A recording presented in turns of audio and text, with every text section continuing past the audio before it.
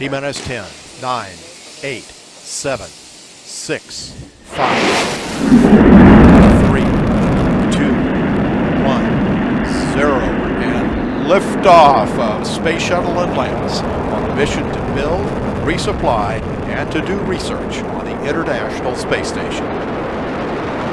Houston now controlling. Atlantis begins.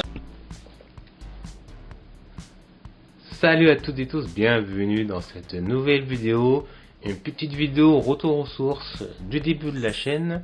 Donc aujourd'hui je vais vous parler de chiffres astronomiques et petite dédicace à Maskai, j'adore sa chaîne YouTube. Donc pour continuer, installez-vous bien, n'oubliez pas de vous abonner et on est parti.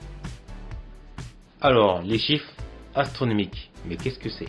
Enfin, astronomique ou autre qu'astronomique. On va dire dans les termes scientifiques, les conversions comme nous l'avons appris. Là, par exemple, je vais vous parler des températures, des distances. Car, bien sûr, évidemment, les scientifiques du monde entier, dans leur langage courant, vont parler dans leur langue. Mais l'anglais, on va dire la langue universelle, permet à chaque pays, chaque scientifique, de pouvoir échanger correctement. Mais le petit détail, c'est que comme l'anglais est par exemple chez nous en France, il y a les kilomètres et les miles. Et donc s'il y avait une grandeur, par exemple, une unité astronomique, et ben une unité astronomique, c'est la distance Terre-Soleil. À distance unité astronomique équivalent à 149 597 870 km.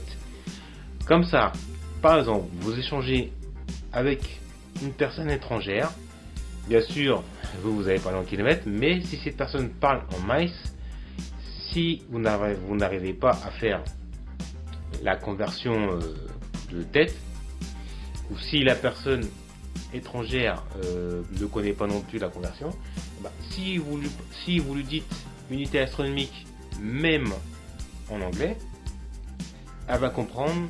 Par exemple, là c'est une unité, donc vous lui dites one, elle va bien comprendre que one avec l'anglais en unité astronomique, ça va correspondre à la distance en miles pour elle, mais sa distance en miles va correspondre à la distance en kilomètres pour nous.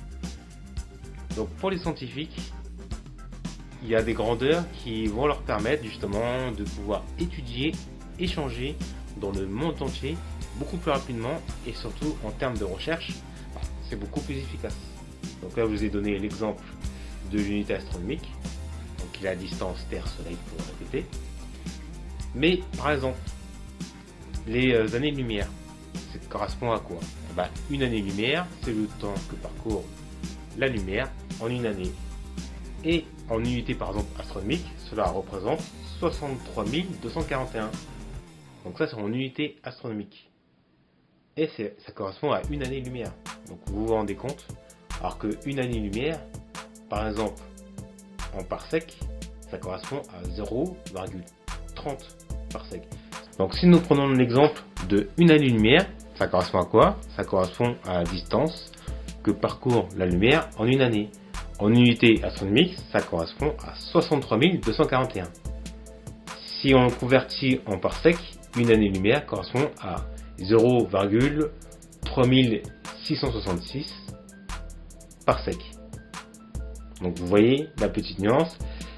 Hors d'exemple, pour la distance que met la lumière entre la Terre et la Lune, elle est d'une seconde, ou 1 seconde 28 si vous voulez préciser. Et du Soleil à notre Terre, c'est 8 minutes 34 secondes. Donc ce qui permet, avec toutes ces valeurs qui sont énormes, aux scientifiques de pouvoir échanger beaucoup plus rapidement. Donc si nous prenons l'exemple d'Andromède, en année-lumière, Andromède est à 2 900 000 années-lumière. Et en parsec, cela fait 88 994 494,203 parsecs. C'est un truc de malade. C'est comment voulez-vous, si vous n'êtes pas un expert, comment voulez-vous pouvoir faire comment dire, vous dépatouiller de tout ça. C'est quand même énorme. C'est énorme. La Voie lactée, par exemple, elle est large de 100 années-lumière. En parsec, ça fait 30 666,139 parsecs. Et en ce qui concerne la température, il y a les Fahrenheit, il y a les degrés, il y en a d'autres. Mais l'unité commune, on va dire pour les scientifiques, c'est de parler en Kelvin. Par exemple, 273,15 Kelvin est égal à 0 degrés Celsius. 373,15 Kelvin est égal à 100 degrés Celsius. 100 Kelvin est égal à moins 173,15. Et 173 Kelvin est égal à moins 100,15 Kelvin.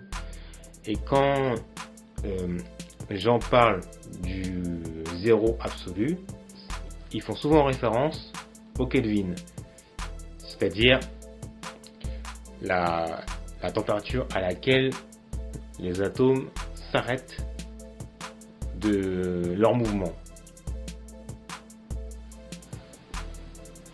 Donc voilà un petit panel que je voulais revenir. Pour finir, on va parler de Alpha Centauri, qui est à 4200 années-lumière. Et en parsec, ça fait 1,2877 parsecs. Alors si on reprend la distance parcourue de la lumière en un an, en kilomètres, pour vous donner bien mal à la tête, ou pas, enfin voilà, c'est 9 milliards 500 millions de kilomètres. Et si vous convertissez en parsec, ça fait 2 milliards 912 millions 713 241,13 parsecs, qui correspond à une année-lumière. Et sur ce, si vous souhaitez continuer à convertir, le petit détail qui tue, le 0 Kelvin, qui est, si je ne me trompe pas, au pire, vous pouvez aller rechercher, le 0 absolu, c'est le 0 Kelvin, qui correspond à moins 273,15 degrés Celsius, qui est considéré comme le 0 absolu, car c'est le 0 Kelvin. Et 20 Kelvin est égal à moins 253,15 degrés Celsius. Sur ce, n'oubliez pas d'observer l'homme céleste. Allez, ciao!